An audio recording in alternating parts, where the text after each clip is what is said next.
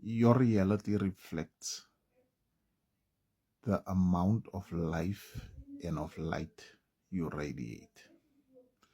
Your external circumstances mirror back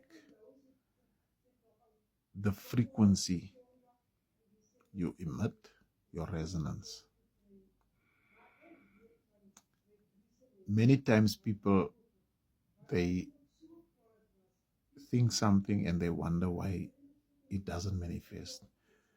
This is because your entire avatar has to resonate at that frequency. You can't just think of a luxury item or a beautiful life and it must just manifest. Your entire dynamics must or is supposed to radiate at the level of abundance.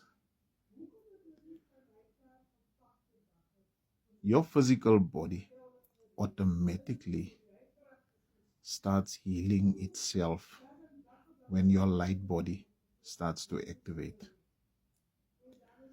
Your light body is dormant, it is docile. Your astral body is your mind and your emotions. So it goes without saying that when you think, if you want to make something manifest, you cannot have 2,000 thoughts, but you want to manifest one thing. That's a whole lot of confusion. So the less thoughts you have, the less you speak. In fact, if you can only talk that which is in alignment with what you want to make manifest, that would be the ideal way of going about it. There are unseen control mechanisms and entities and principalities that know your exact frequency. You don't even know your frequency, but there are those who know because they profit on your illness, on your despair, on your lack. Your outer reality, if it's one of strife, struggle, survival mode, it is because inwardly that is what's happening.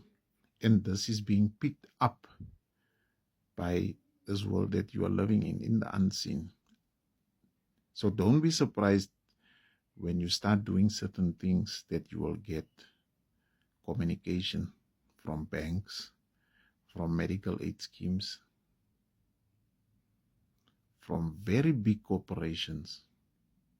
Right now, when you start doing things like regulating your breathing, breathing very deeply in through the nose and out through the mouth, until the very end, that last bit of breath goes out. Don't count, because counting is of the ego. Tomorrow you will say, yesterday I did so many deep breaths, today and tomorrow I will do so much. That's of the ego. Don't count. It puts you in linear time. It will affect how long something takes to manifest. Certain things have to become ordinary, like being present. If you just go to the mailbox to get your mail and you stand by the fence, to be a complete stranger, I think St. Paul calls it a pilgrim. When you can be present, you look around across the street, the buildings, or your neighbors, without interpreting where you are, without knowing where you are, without knowing you are a person, to get to that natural state of just being present without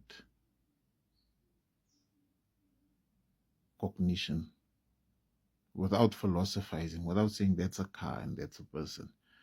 The more moments you enjoy of this, the more clearer your inner atmosphere becomes. And this will activate crystalline from your seventh principle, which is inside of you.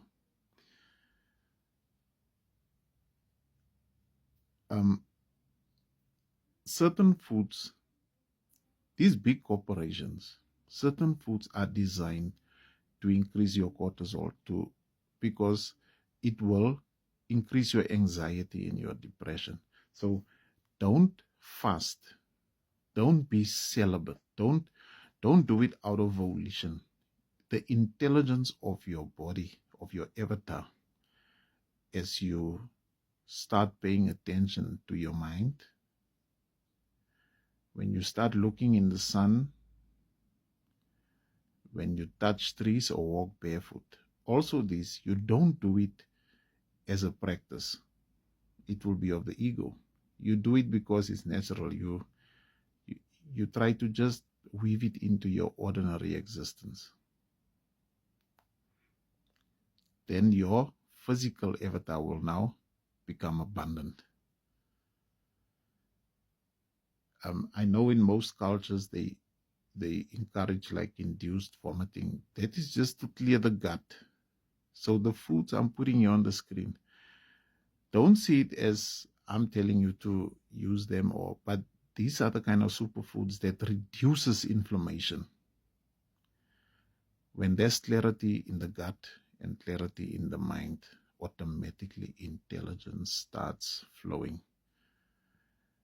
Your DNA is fractured. That's why you are in survival mode. You have 4 strands of DNA completely annihilated by processed foods and limited ways of thinking, your belief systems, all these things.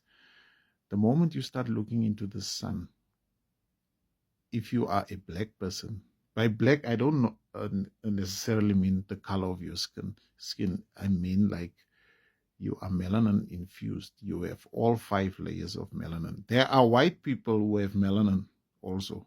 So by black, I just mean the layers of melanin. This melanin, it absorbs sunlight when you look into the sun, even your skin, and it bleeds through your lymphatic system, your mitochondria, which actually controls your lifespan and your tranquility.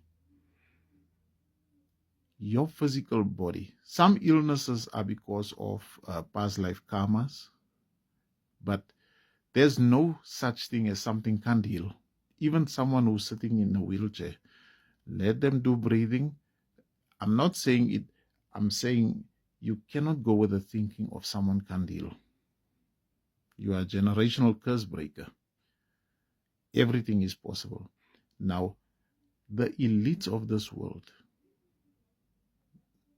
when your frequency increases, the system picks up that signal.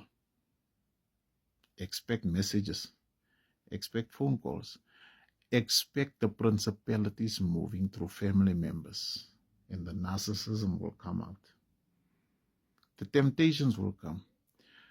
Let your body tell you what to eat and what not to eat. Enjoy everything, but you will see as your light begins to increase, you will change your diet by itself because some things won't go in anymore. This is abundance inwardly. Then you don't have to think about luxury. You will have to stop it and say, no, I don't want this now. I don't want that now. Abundance inwardly also involves the physical body. Activating the 8 dormant strands of your DNA is the ascension. You become lighter, less dense as you clear out all karmic patterns and so forth. The water, you will start to feel more dehydrated because the water can't reach your mitochondria in its present state. That's why I always encourage people when they ask me, Himalayan pink salt and sea salt, you shouldn't taste it, or even drops of lemon. You shouldn't taste it in the water, then it will make you nauseous. But it should just be there, like a teaspoon in a 15 liter or so will suffice. But don't make it a practice. Let these things come naturally to you. Your body is advanced technology. You will start knowing things you don't know how you know it.